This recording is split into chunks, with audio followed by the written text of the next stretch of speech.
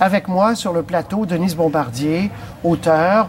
Madame Bombardier, rebonsoir. Vous les avez suivis, vous avez suivi presque une année de cette tournée. Absolument, parce que j'ai fait, oui, pour faire le livre, avec Céline. Donc vous avez côtoyé, bien sûr, René Angélil. Mais j'ai dit l'énigmatique Céline Dion, mais il faut dire aussi le mystérieux René Angélil. Et c'est ça qui était extraordinaire, et c'est pour ça qu'il avait tant de... En fait, c'était un homme très séduisant. De charme, oui, j'allais dire de la séduction. Parce qu'il était mystérieux, peut-être parce que aussi j'aime les hommes mystérieux, mais c'était vraiment un homme mystérieux. Ce qui était aussi renversant chez lui, c'est qu'il avait une sorte de fraîcheur devant les succès qui lui arrivaient. Il était toujours étonné de voir que les succès arrivaient, mais enfin, il y avait tellement de volonté et de puissance, parce que c'était un homme puissant. Moi qui ai interviewé des gens... Jamais froid. Ah non, c'était impossible. Impossible. Mais les gens avaient peur de lui. Parce que de toute façon, il faut dire une chose, que Céline et René, c'est la cour. C'est comme la cour de Louis XIV. Avec les courtisans, le premier cercle, le deuxième cercle, le troisième cercle qui dit « Ah oui, est-ce que tu as parlé à René? Oui, j'ai parlé à René hier et tout. » Mais lui, il n'en jouait pas. Et c'était impossible qu'il soit dupe de ça. Il le savait. Mais il ne jouait absolument pas de ça. Sauf qu'il établissait les frontières, ça c'est clair. On l'a dit, fidèle pour sa famille, sa grande famille aussi professionnelle, redoutable pour ceux qui se mettaient en travers de son chemin.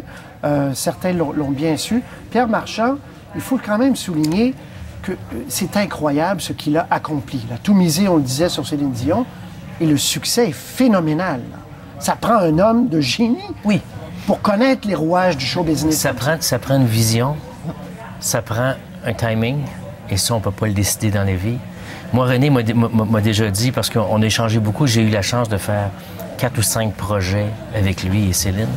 Et René m'avait dit récemment, dans les 4 dernières années, j'aurais pas pu, avec l'industrie de la musique aujourd'hui, faire ce que j'ai fait avec Céline. Mon timing était parfait. Et donc, il s'est servi d'une industrie grandissante avec le CD. Il s'est servi et je dis pas ça négativement, bien au contraire, de façon très intelligente. Il s'est servi même de Musique Plus, une époque où Musique Plus était le laboratoire de la musique au Québec. Céline a fait 4 spéciaux avec Musique Plus pour lancer ses nouveaux albums. Il s'est servi de Sony pour lancer la carrière internationale. Donc, puis moi, la leçon que j'avais appris avec René, parce qu'on avait beaucoup... J'aimais ça parler de business avec René, moi. C'était quelque chose qui m'intéressait. Et René m'avait toujours dit, tu leur fais gagner des sous d'abord. Ils vont être fidèles après. Et c'est ce qu'il a fait toute sa carrière. Donc, il s'est assuré que Sony fasse des sous avec Céline avant, lui, d'avoir des hautes exigences financières. Et il n'avait pas de complexe face à ces grosses machines. Vous parlez de Sony, face aux Européens non plus, face aux Français. Il savait qu'il avait en main un talent brut qui pouvait aller partout sur la planète. Oui, mais il savait qui il était. Il ne faut quand même pas s'imaginer qu'il se voyait avec des failles. Et c'était un homme qui était toujours dans l'action. Et surtout, il y a une autre chose aussi, mais vous avez dû le constater, c'est qu'il savait ce que les gens aimaient. Et en ce sens-là, c'était pas quelqu'un... Je comprends que la musique d'aujourd'hui ne l'intéresserait pas parce que c'était pas ça. Il voulait rejoindre le plus grand nombre de gens possible. Ce que Denise dit, c'est tellement intéressant parce que René m'avait dit au début de la carrière de Céline, comment t'as monté Céline au début? Ben, ça n'a pas été facile. Il me dit... Elle faisait des spectacles avec Richard Seguin dans des festivals. Il dit c'était pas le bon public, mais il dit c'était pas grave. Il dit je voulais que les gens qui aient vu Céline n'achètent pas ses disques, c'est une grande chanteuse. Donc tout était axé sur la voix, la grande chanteuse, qui était pour un jour arriver à bâtir cette marque de chanteuse. On fait beaucoup d'analogies avec le jeu, évidemment, pour une raison évidente. Il aimait jouer, c'était un joueur. Mais il n'a rien laissé au hasard là, dans ce plan de match vis-à-vis Céline Dion. Chaque geste était calculé. Il n'y a pas eu... il y a eu peut-être un élément de chance, mais c'était programmé. C'est-à-dire qu'il se servait des éléments qui l'entouraient pour bâtir comme un jeu d'échecs. Mais il a su bluffer aussi avec Sony. C'était un bluffeur. C'était un bluffeur. Mais un bluffeur d'un tel talent qu'il confondait les gens autour de lui. c'était pas évident qui était René Angélil quand il arrivait à New York devant Sony, mais il leur donnait à penser qu'ils avaient intérêt à être associés à lui. Ouais. Donc, il réussissait. Mais il était très charmeur, René. Oui, très charmeur, pas dans le sens de charmer seulement la femme, mais charmer, il charmait tout le monde. Oui, bien sûr. Et j'ai fait partie des gens qui ont tombé sur le charme de René, mais positivement. Il a convaincu la planète, là. Oui. Voilà. Mais il y avait quand même le cheval de course qui était prêt à courir toujours. C'est ça qu'il faut jamais oublier. Mais il faisait peur aussi. Bon, là, vous avez dit tout à l'heure, il y avait le cercle, c'était comme Louis, bon, la cour. Ceux qui n'aimaient pas ou ceux qui avaient déjà osé critiquer Céline Dion, il leur en voulait pour le reste de leur vie. Mais pas seulement ça, c'est que au fond, il y avait des murs, des barrières, et il y a des gens qui ne pénétraient pas jusqu'au cercle le plus près, enfin, à part leur cercle à eux, là. Mais il y avait des codes, il y avait du non-dit. Et quelqu'un qui n'était pas intelligent, il durait pas longtemps avec lui, parce qu'il dépassait il dépassait ses désirs à lui et ses exigences à lui, et à ce moment-là, j'imagine qu'il pouvait être éjecté. Mais quand les gens étaient intelligents et qui comprenaient, je veux dire que s'il fallait avancer jusque-là, il n'avançait pas plus loin que là. C'est ça. Et tout le monde, et ça aussi, c'était impressionnant, c'est qu'il sentait le talent de quelqu'un. Quand il parlait à quelqu'un, il savait ce que cette personne-là était capable de faire et ce qu'elle ne pouvait pas faire. Ce qu'elle pouvait lui apporter, finalement. Oui. Et il avait donc une perception très, très, très, très fine des hommes. C'est une grande tristesse pour la famille, bien sûr. Il s'était préparé, mais on le sait, quand ça arrive, c'est un drame. Céline Dion devra, puis c'était déjà un peu commencé, il avait passé la main, mais quand même, il est encore là. Il y aura une autre Céline Dion, là, devra vivre sans son homme. Écoutez, moi, très personnellement, c'est pas le jour où il meurt qu'il faut se mettre à parler de ça, à mon avis. Parce que là, on peut imaginer que le désarroi de Céline, elle est dans le désarroi, mais en même temps, elle a 2 petits-enfants, là. Elle a toute la machine. Elle a la terre entière qui l'attend. Hein? Elle doit affronter ça. Et elle va affronter ça parce qu'elle va le faire pour lui. Et ça, je suis sûre elle est habitée par lui, mais pour le moment, on ne peut pas... évidemment, c'est une très bonne question. Mais habité par lui, c'est bien dit. Pierre Marchand, je veux que vous me rappeliez l'anecdote que vous nous rappeliez tout à l'heure. Il vous avait fait entendre un album. Mais c'est-à-dire qu'à chaque album, parce qu'à l'époque de Musique Plus, à partir des années fin 80, quand Céline, il avait adopté Musique Plus. Il ne faut pas oublier que Musique Plus, à l'époque, c'était le nouveau truc, très in. Et Céline passait de sa période chantée devant le pape, donc vraiment pas branché pour les gens qui écoutaient Musique Plus, et il a réussi à l'amener tranquillement vers Musique Plus. Et ça n'a pas été forcé. Moi, j'aimais bien Céline. Je trouvais qu'elle avait quelque chose de spécial et lui était immensément vendeur. Donc, on a commencé à travailler. Chaque album avait une émission spéciale qui était une émission de lancement. Si on se souvient même de Color of My Love, c'est la première fois qu'il lui a tenu la main. Ils sont embrassés. C'est là que c'est sorti le fait qu'il était amoureux. Bon. Et René avait développé avec moi, par hasard une fois, je vais te faire écouter l'album avant tout le monde, à part les gens de CBS à l'époque. Donc, j'écoute l'album dans sa voiture et c'est un immense succès. Il me rappelle au prochain album avant, il me dit, il faut refaire la même chose. Je dis, il faut faire quoi? Mais il me dit, tu vas venir dans ma voiture. Là, on se mettait dans un stationnement public et on écoutait l'album. Et je me souviens quand... Étape obligée, un rite.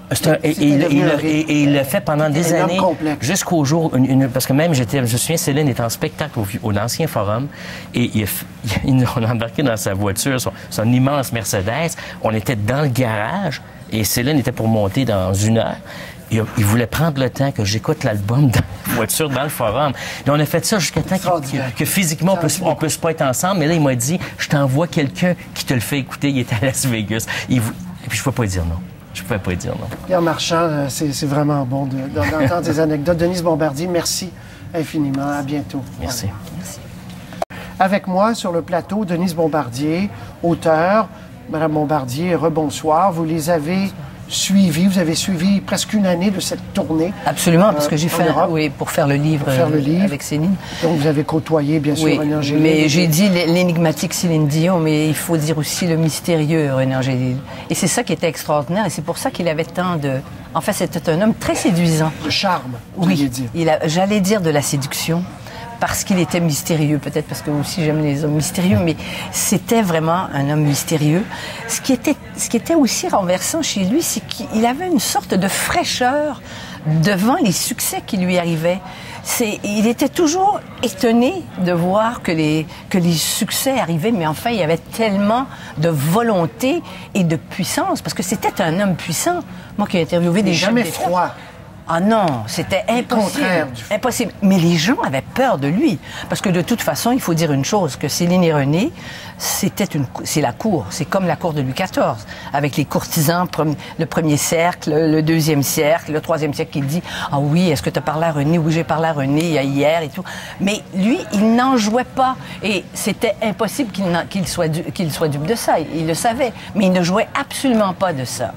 Sauf que tu leur fais gagner des sous d'abord. Ils vont être fidèles après. Et c'est ce qu'il a fait toute sa carrière. Donc, il s'est assuré que Sony fasse des sous avec Céline avant, lui, d'avoir des hautes exigences financières. Et il n'avait pas de complexe face à ces grosses machines. Vous parlez de Sony, face aux Européens non plus, face aux Français. Il savait qu'il avait en main un talent brut qui pouvait aller partout sur la planète. Oui, mais il savait qui il était. Il ne faut quand même pas s'imaginer qu'il se voyait avec des failles. Et c'était un homme qui était toujours dans l'action. Et surtout, il y a une autre chose aussi, mais vous avez dû le constater, c'est qu'il savait ce que les gens aimaient. Et en ce sens-là, c'était pas quelqu'un... Je comprends que la musique d'aujourd'hui ne l'intéresserait pas parce que c'était pas ça. Il voulait rejoindre le plus grand nombre de gens possible. Ce que Denise dit, c'est tellement intéressant parce que René m'avait dit au début de la carrière de Céline, comment t'as monté Céline au début? Ben, ça n'a pas été facile. Il me dit... Elle faisait des spectacles avec Richard Seguin dans des festivals. Il dit c'était pas le bon public, mais il dit c'était pas grave. Il dit je voulais que les gens qui aient vu Céline n'achètent pas ses disques, c'est une grande chanteuse. Donc tout était axé sur la voix, la grande chanteuse, qui était pour un jour arriver à bâtir cette marque de chanteuse. On fait beaucoup d'analogies avec le jeu, évidemment, pour une raison évidente. Il aimait jouer, c'était un joueur. Mais c'était... Il y avait des codes, il y avait du non-dit. Et quelqu'un qui n'était pas intelligent, il durait pas longtemps avec lui parce qu'il dépassait il dépassait ses désirs à lui et ses exigences à lui. Et à ce moment-là, j'imagine qu'il pouvait être éjecté. Mais quand les gens étaient intelligents et qu'ils comprenaient, je veux dire que s'il fallait avancer jusque-là, il n'avançait pas plus loin que là. C'est ça. Et tout le monde, et ça aussi, c'était impressionnant, c'est qu'il sentait le talent de quelqu'un. Quand il parlait à quelqu'un, il savait ce que cette personne-là était capable de faire et ce qu'elle ne pouvait pas faire. Ce qu'elle pouvait lui apporter, finalement. Oui. Et il avait donc une perception très, très, très, très fine des hommes.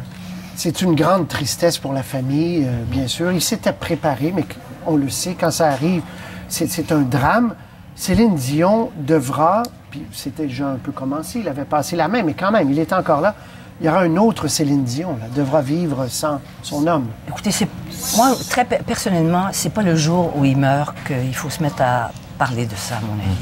Parce que là, on peut imaginer que le désarroi de Céline, elle est dans le désarroi, mais en même temps, elle a 2 petits-enfants, là. Elle a toute la machine. Elle a la terre entière qui l'attend. Hein? Il établissait les frontières, ça c'est clair. On l'a dit, fidèle pour sa famille, sa grande famille aussi professionnelle, redoutable pour ceux qui se mettaient en travers de son chemin. Certains l'ont bien su. Pierre Marchand, il faut quand même souligner que c'est incroyable ce qu'il a accompli. Il a tout misé, on le disait, sur Céline Dion, et le succès est phénoménal. Ça prend un homme de génie pour connaître les rouages du show business. Ça prend une vision. Ça prend un timing, et ça, on ne peut pas le décider dans la vie. Moi, René m'a déjà dit, parce qu'on a échangé beaucoup, j'ai eu la chance de faire 4 ou 5 projets avec lui et Céline. Et René m'avait dit récemment, dans les 4 dernières années, j'aurais pas pu, avec l'industrie de la musique aujourd'hui, faire ce que j'ai fait avec Céline. Mon timing était parfait. Et donc, il s'est servi d'une industrie grandissante avec le CD. Il s'est servi et je dis pas ça négativement, bien au contraire, de façon très intelligente. Il s'est servi même de Musique Plus, une époque où Musique Plus était le laboratoire de la musique au Québec. Céline a fait 4 spéciaux avec Musique Plus pour lancer ses nouveaux albums. Il s'est servi de Sony pour lancer la carrière internationale. Donc, puis moi, la leçon que j'avais appris avec René, parce qu'on avait beaucoup... J'aimais ça parler de business avec René, moi. C'était quelque chose qui m'intéressait. Et René m'avait toujours dit... Il n'a rien laissé au hasard, là, dans ce plan de match vis-à-vis Céline Dion. Chaque geste était calculé. Il n'y a pas eu... Il y a eu peut-être un élément de chance, mais c'était programmé. C'est-à-dire qu'il se servait des éléments qui l'entouraient pour bâtir comme un jeu d'échecs. Mais il a su bluffer aussi avec Sonny. C'était un bluffeur. C'était un bluffeur. Mais un bluffeur d'un tel talent qu'il confondait les gens autour de lui. C'était pas évident qui était René Angélil quand il arrivait à New York devant Sonny, mais il leur donnait à penser qu'ils avaient intérêt à être associés à lui. Ouais. Donc, il réussissait. Mais il était très charmeur, René. Oui, très charmeur. Pas dans le sens de charmer seulement la femme, mais charmer il charmait tout le monde. Oui, bien sûr. Et j'ai fait partie des gens qui ont tombé sur le charme de René, mais positivement. Il a convaincu la planète, là. Oui. Voilà. Mais il y avait quand même le cheval de course qui était prêt à courir toujours. Puis c'est ça qu'il faut jamais oublier. Mais il faisait peur aussi. Bon, là, vous avez dit tout à l'heure, il y avait le cercle, c'était comme Louis, la cour.